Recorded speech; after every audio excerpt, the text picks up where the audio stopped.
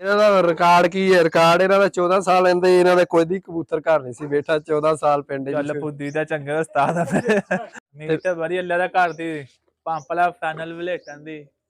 ਹਾਂ ਜੀ। ਉੱਤੇ ਕਿੰਨੇ ਨੇ ਅੱਜ? ਉੱਤੇ ਕਬੂਤਰ ਹੈਗਾ 10 ਕਿੰਨੇ ਡਾਏ ਸਨ ਟੋਟਲ? ਡਾਏ ਸੀ 14 ਕਬੂਤਰ ਡਾਏ ਸੀ। ਤੇ ਕੀ ਸੂਰਤ ਹਾਲ ਰਹੇਗੀ ਐਤਕੀ ਪਿੰਡ ਪੁੰਡ ਦੇ? ਪਿੰਡ ਦੇਖੋ ਸਾਰਿਆਂ ਜਿੱਤਣ ਵਾਸਤੇ ਲਾਈ ਏ। ਠੀਕ ਏ।